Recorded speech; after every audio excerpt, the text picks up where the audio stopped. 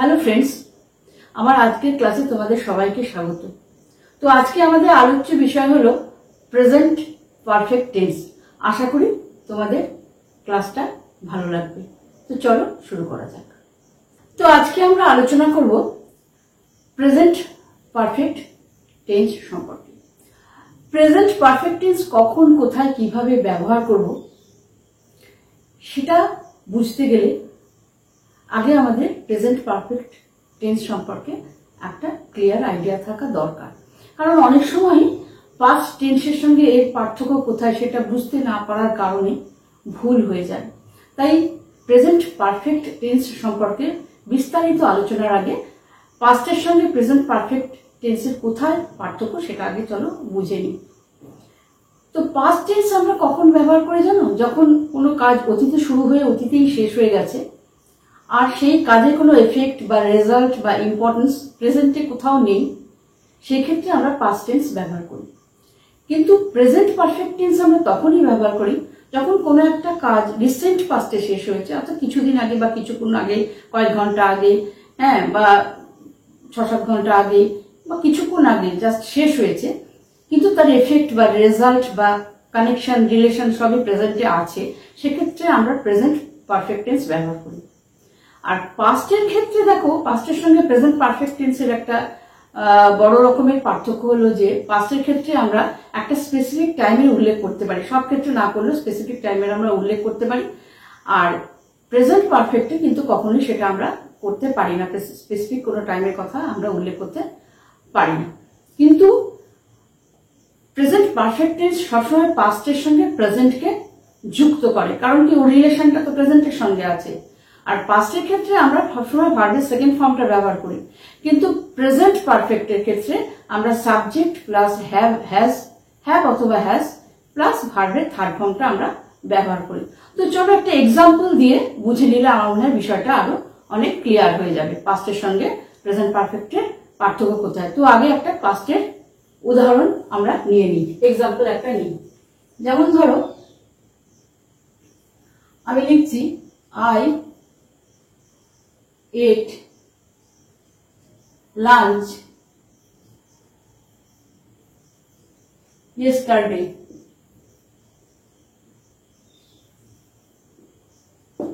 এটা কোন টেন্স? এটা পাস্ট টেন্স। কেন পাস্ট টেন্স? না, আমি গতকাল লাঞ্চ খেয়েছিলাম, এখানে আমরা ভার্বের ইট ভার্বের সেকেন্ড ফর্মটা আমরা ব্যবহার করেছি। এটা হচ্ছে সেকেন্ড ফর্ম, ইট ভার্বের সেকেন্ড ফর্ম হচ্ছে এট। সবসময় বলেছি পাস্ট টেন্সের সেকেন্ড ফর্মের ব্যবহার হবে। আই এট লাঞ্চ ইয়েস্টারডে, দেখো একটা স্পেসিফিক ডের কথা আমরা উল্লেখ করেছি, গতকাল। তাহলে এটা বুঝতে পারছো যে এটা পাস্ট। এবার তোমাদের মনে প্রশ্ন উঠতে পারে যে এটা পাস্ট কেন? এটা গতকাল হয়ে গতকালই শেষ হয়ে গেছে, অর্থাৎ গতকাল আমি লাঞ্চ খেয়েছি, গতকালই এটার ফলও শেষ হয়ে গেছে, এটার প্রেজেন্টে কোনো কানেকশন বা ইম্পর্টেন্স বা এর কোনো এফেক্টই নেই, সেই জন্য এটা পাস্ট টেন্স। কিন্তু এখানে একটা স্পেসিফিক একটা ডে আমরা উল্লেখ করেছি, অর্থাৎ ইয়েস্টারডে স্পেসিফিক ডের কথা উল্লেখ করেছি, সেই কারণে এটা আরো পাস্ট টেন্স। অর্থাৎ পাস্ট টেন্সের ক্ষেত্রে দেখো ভার্বের সেকেন্ড ফর্ম আর ইয়েস্টারডে এই কথাটা উল্লেখ রয়েছে, একটা নির্দিষ্ট সময়ের উল্লেখ রয়েছে। এখন এবার আমি যদি বলি আমি লাঞ্চ খেয়েছি, মানে একটু আগেই হয়তো ঘন্টা দুয়েক আগে আমি লাঞ্চ খেয়েছি, তখন কিন্তু আমি আই এট লাঞ্চ বলতে পারবো না। আমাকে কি বলতে হবে? I have eaten lunch. I have eaten lunch. দেখো এখানে হ্যাভ ইটেন করলাম, কারণ আমরা কি জানি প্রেজেন্ট পারফেক্টে হ্যাভ অথবা হ্যাজ প্লাস ভার্বের থার্ড ফর্ম। ফর্মটা কি হচ্ছে? সাবজেক্ট প্লাস হ্যাভ অথবা হ্যাজ প্লাস ভার্বের থার্ড ফর্ম। অর্থাৎ আই, উই, দে এদের সঙ্গে হ্যাভ, আর সিঙ্গুলার থাকলে হ্যাজ, তো এটা তো তোমরা জানো, নতুন করে বলার কিছু নেই। তা আই হ্যাভ ইটেন কোন ফর্মটা ব্যবহার করলাম? ভার্বের থার্ড ফর্মটা ব্যবহার করলাম, তার সঙ্গে হ্যাভ অথবা হ্যাজ ব্যবহার করলাম। অর্থাৎ হ্যাভ হ্যাজের যে পারফেক্ট টেন্সের যে রূপটা সেটা হচ্ছে এইটা, পারফেক্ট টেন্সের যে স্ট্রাকচারটা সেটা হচ্ছে এইটা। Perfect tense, present perfect tense. কেমন?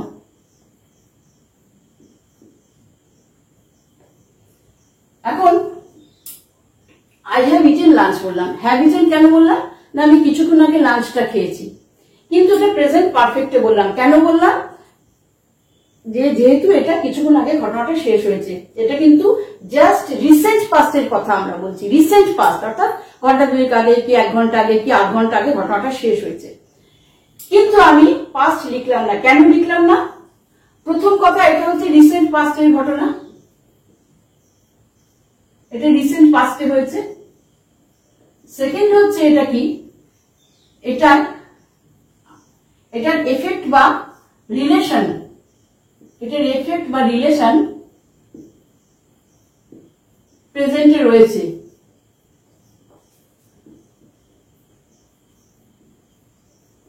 প্রেজেন্টে রয়েছে।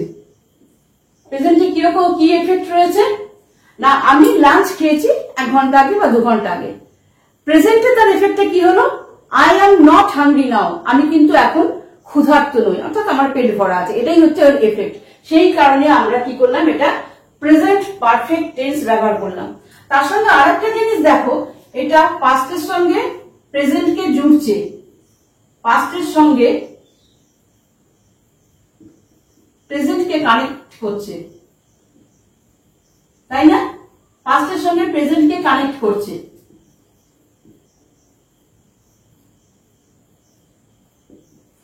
পাস্টের সঙ্গে প্রেজেন্টকে কানেক্ট করছে কেন? আমি খেয়েছি, লাঞ্চ খেয়েছি, এটা রিসেন্ট পাস্ট, এটা ঘটে গেছে, কিন্তু প্রেজেন্টকে কেন কানেক্ট করছে? I am not hungry now, তার মানে এটা হচ্ছে I am not hungry now, আমি এখন আর ক্ষুধার্ত নই।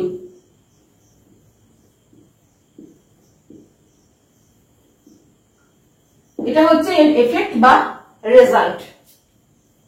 এফেক্ট বলো, কানেকশন বলো,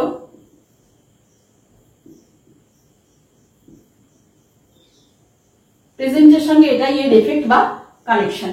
তাহলে বোঝা গেছে যে প্রেজেন্ট পারফেক্ট টেন্স আমরা তখনই ব্যবহার করব যখন কোনো ঘটনা রিসেন্ট পাস্টে ঘটবে এবং প্রেজেন্টের সঙ্গে তার একটা কানেকশন থাকবে, এবং এখানে কোনো স্পেসিফিক কোনো টাইমের উল্লেখ থাকবে না, স্পেসিফিক কোনো টাইমের উল্লেখ থাকবে না, এখানে পয়েন্ট অফ টাইম থাকবে না। কি থাকবে?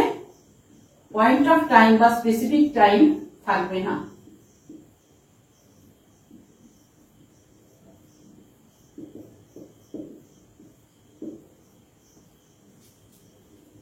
টাইম মেনশন করা থাকবে না।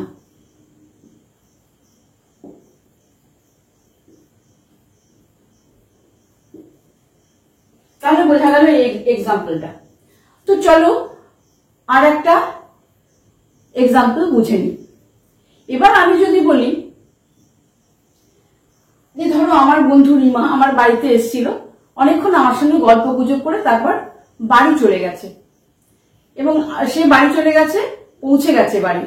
তখন আমি সেটাকে কিভাবে বলবো ইংরেজিতে? Rima has reached home. কি বলবো? Rima has reached home. তো রিমা হ্যাজ রিচড হোম কেন বলেছি?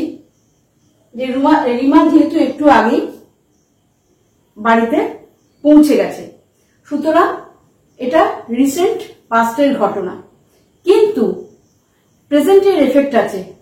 কিভাবে আছে? রিমা বাড়ি পৌঁছে গেছে ঠিকই, কিন্তু সে এখনো বাড়িতেই আছে, she is at home now. এটা হচ্ছে রিসেন্ট ঘটনা এবং প্রেজেন্টকে এটা কানেক্ট করছে, প্রেজেন্টের সঙ্গে এই রিসেন্ট পাস্টের ঘটনাকে এটা কানেক্ট করছে, সেই জন্য এটা কিন্তু হচ্ছে প্রেজেন্ট পারফেক্ট টেন্স। তো এখানে দেখো সেকেন্ড উদাহরণটাও লিখে নিই।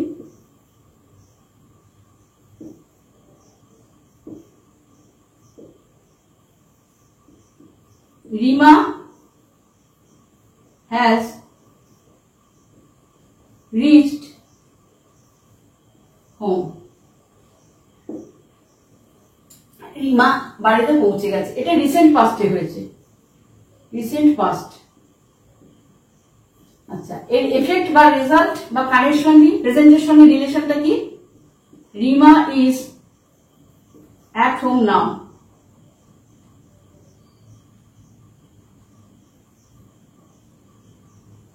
এটা হচ্ছে প্রেজেন্টের সঙ্গে রিলেশন।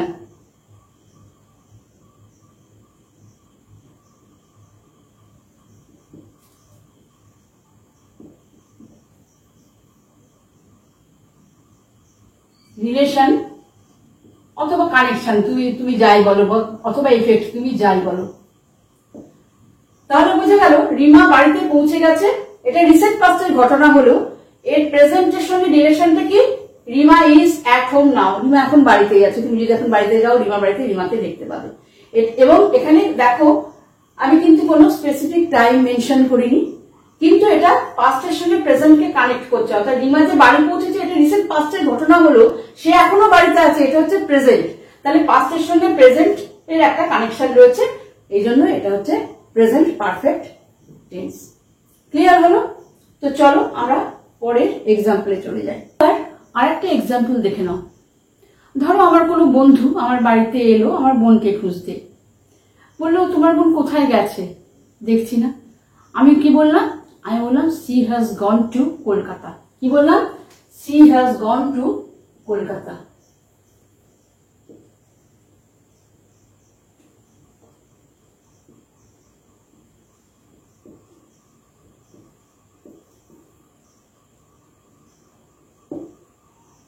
কেন বললাম she has gone? কেন বললাম? she went কেন বললাম না? আমি তো she went to কলকাতা বলতে পারতাম। she went to কলকাতা বললে ভুল হতো, কারণ কি went কথাটা মানে সে গিয়েছিল আবার চলে এসেছে, কিন্তু she has gone to Kolkata মানে সে কলকাতায় গেছে, সে কিন্তু এখনো ফেরেনি। তাহলে have আর has goneটা আমরা কখন ব্যবহার করি জানো তো? যখন কেউ কোথাও গেছে কিন্তু এখনো সে ফেরেনি, তখনই ব্যবহার করি। যখন কেউ কোথাও গিয়ে এখনো ফেরেনি।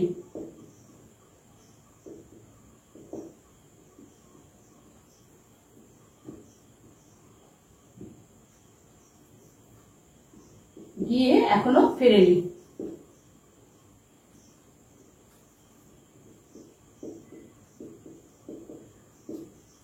এবার দেখো আমরা কি ব্যবহার করেছি। সি হচ্ছে থার্ড পারসন সিঙ্গুলার নাম্বার এবং হ্যাজ সেজে বসেছে, হ্যাজ গন, সে কলকাতা গেছে। আমি বললাম আমার বোন কলকাতা গেছে। তাহলে এটা প্রেজেন্টে এর সাথে কি রিলেশন?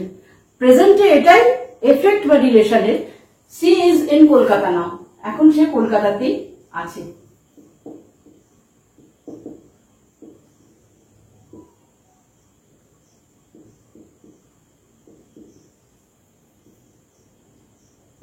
এটা হচ্ছে এফেক্ট বা রেজাল্ট বা রিলেশন। প্রেজেন্টে এটা হচ্ছে এফেক্ট বা রেজাল্ট বা রিলেশন প্রেজেন্টের সঙ্গে। রিলেশন প্রেজেন্ট এর সঙ্গে। তাহলে দেখো এখানেও দেখো হ্যাজ গন মানে রিসেন্ট পাস্টে সে গেছে, হয়তো আজকে গেছে বা গতকাল গেছে, রিসেন্ট পাস্টে গেছে, কিন্তু এখনো সে ফেরেনি। তার মানে সে হয়তো 2-1 দিনের ভেতরে ফিরবে বা 1 সপ্তাহের ভেতরে ফিরবে, মানে ওর কথা সে গিয়ে এখনো ফেরেনি। সেই জন্য আমরা হ্যাভ গন অথবা হ্যাজ গন ব্যবহার করলাম।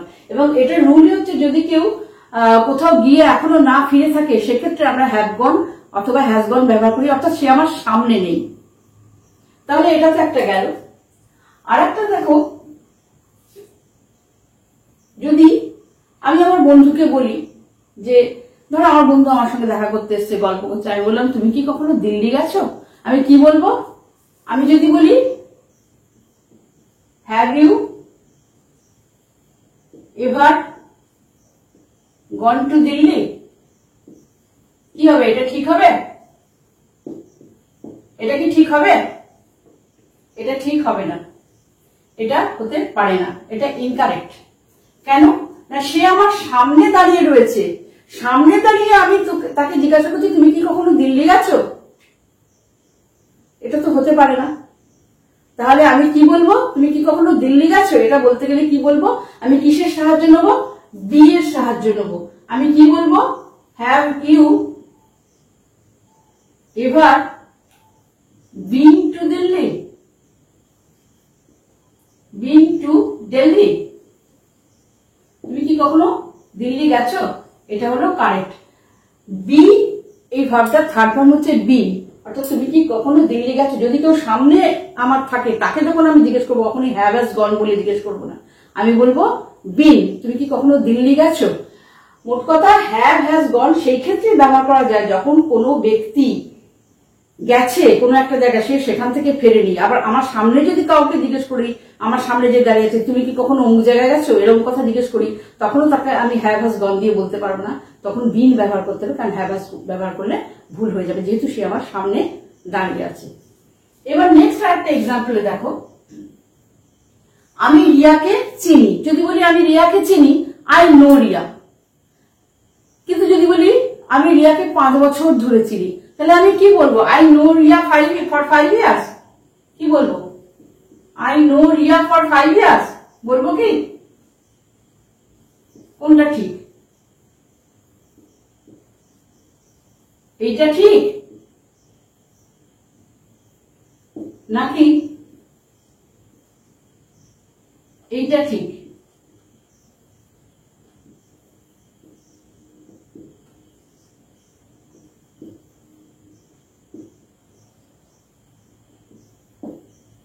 I know Riya for 5 years, এটা সম্পূর্ণ ভুল। আমি যদি বলি যে আমি রিয়াকে চিনি, আই নো রিয়া, কিন্তু যদি বলি গত 5 বছর ধরে চিনি বা 5 বছর ধরে চিনছি, আমি মেনশন করছি না কোন 5 বছর ধরে, কোন সাল থেকে, কোন স্পেসিফিক টাইম মেনশন করছি না, কারণ পারফেক্ট টাইম মেনশন করা যায় না, স্পেসিফিক, তোমরা নিশ্চয়ই জানো। তাহলে এইটা হচ্ছে ভুল, তাই তো? তাই ঠিক কোনটা? I have known Riya for 5 years. আমি রিয়াকে 5 বছর ধরে চিনি, মানে 5 বছর আগেও চিনতাম, আমি এখনো চিনি, এটাই হচ্ছে কারেক্ট ফর্ম। এইবার দেখো, যদি এরকম আর একটা উদাহরণ দিই, তোমাদের এক্সাম্পল দিই, আমার কাকা দিল্লিতে 15 বছর ধরে থাকেন। My uncle has lived Delhi for 5 years. দেখো এখানে কিন্তু স্পেসিফিক টাইম আমি বলছি না, 5 বছর 7 বছর, এটা কোনো স্পেসিফিক টাইম নয়।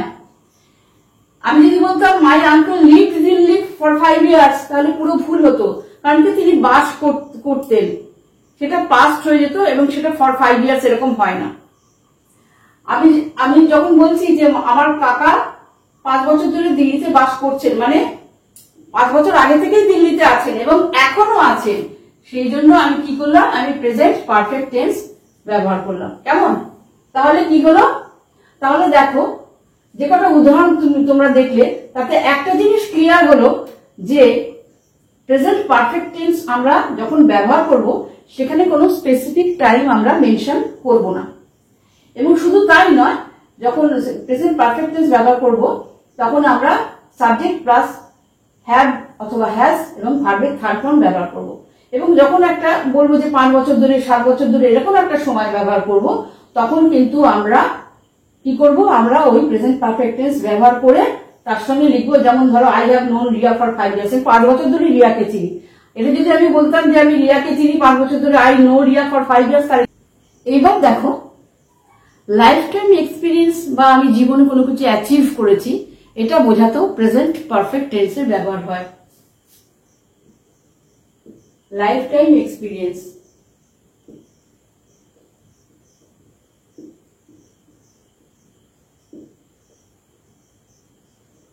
অথবা অ্যাচিভমেন্ট।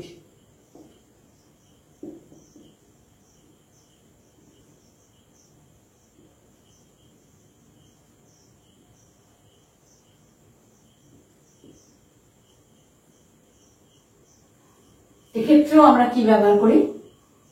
আমরা প্রেজেন্ট পারফেক্ট টেন্স ব্যবহার করি। যেমন ধরো, আমি যদি বলি I have done MCA, আমি MCA করেছি, এটা আমার লাইফ টাইম অ্যাচিভমেন্ট। কেন না? আমি যে MCA করেছি, আমি 1 বছর আগেই করে থাকি, 2 বছর আগেই করে থাকি বা এখনই করে থাকি, এটা কিন্তু আমার আজীবন সঙ্গে থাকবে, এটা আমার সারা জীবনের অ্যাচিভমেন্ট। সুতরাং এটাকে আমরা কি করব? আমরা প্রেজেন্ট পারফেক্ট টেন্সে ব্যাখ্যা করব।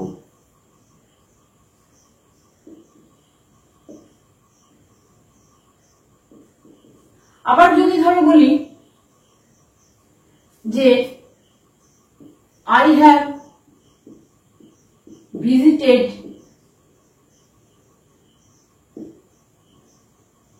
Shimla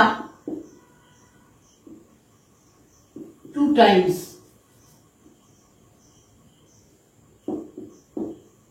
এটা আমার কি, এটা আমার লাইফ টাইম এক্সপিরিয়েন্স, মানে এখনো পর্যন্ত আমি 2 বার সিমলা গেছি।